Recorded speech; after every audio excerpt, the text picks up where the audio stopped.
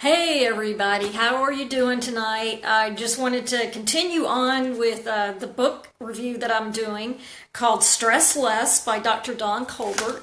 And here it is. I know it comes up upside down. That's because I got my phone on where it flips around so it reads backwards. Hi Tom. Awesome, thank you. I knew that. Yeah, well, it might not be. I don't know. This particular video is about a chapter he's got titled Addressing Distortional Thought Patterns.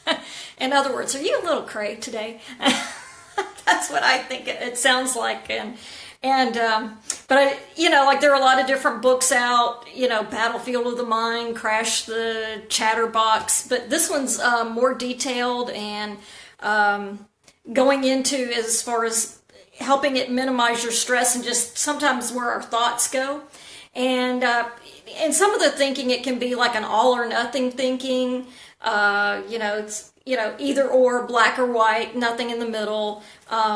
Sometimes everything is negative. I know some people like that. It doesn't matter what it is, it's always negative.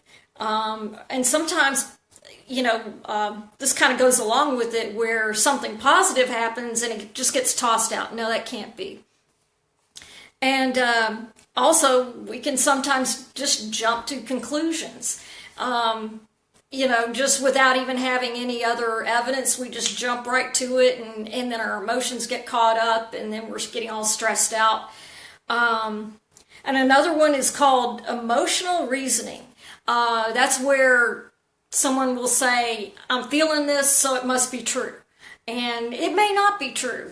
We need to investigate a little more. Another thing that's pretty big, I think, is the shoulds. Well, this person should call me and let me know.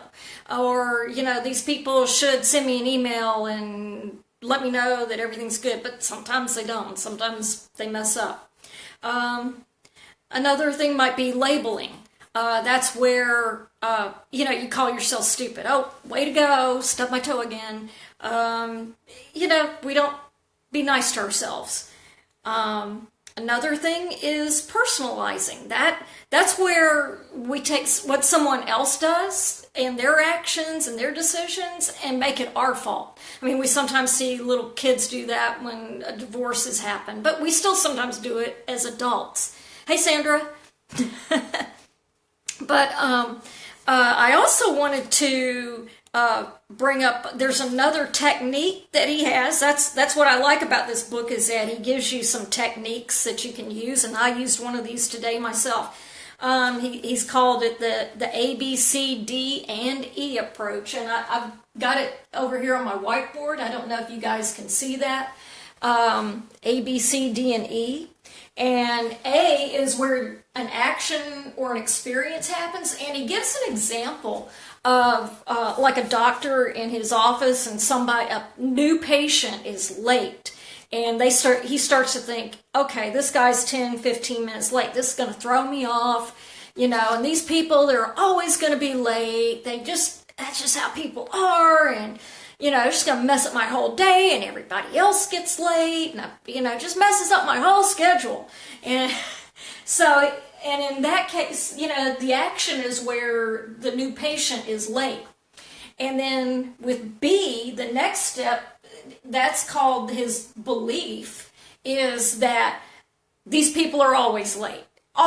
This guy is just going to be late every single time, and every time he comes in, he's going to mess me up, and, so the guy's getting all worked up and wound up. And C here is the consequence, the emotional consequence of what he's feeling, the anger and the frustration, and it's just kind of all blowing up in his mind, and he's getting all worked up, and his face is getting red, but what we need to do is, instead of getting stuck there with that consequence and getting all stressed out, is dispute it. That's what the D is. D is dispute. And come up with some other idea and challenge yourself.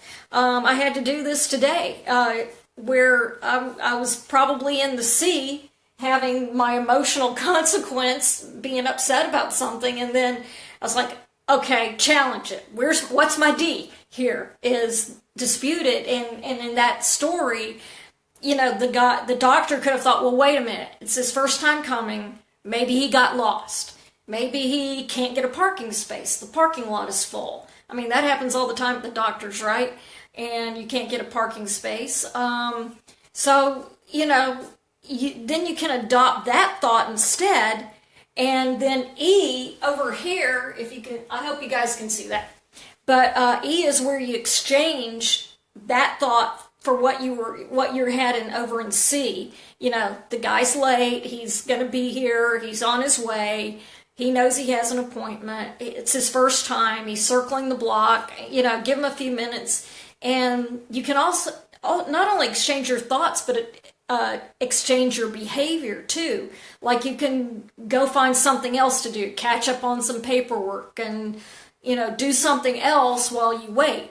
So I wanted to bring that up, and I hope this helps. Just some little tidbit to help. Just like when you're getting caught up in the C, just say, hey, wait a minute, what's the D? What's the how can I challenge that thought? Is that really real? So I hope you guys do find it helpful, and if you have any more comments, you can leave them below, and I'll be posting a little more detail on my website, and I'll put a link to it on Facebook, so if you guys want to look at that too later on this evening. So thanks for watching, and I'll talk to you later. Good night.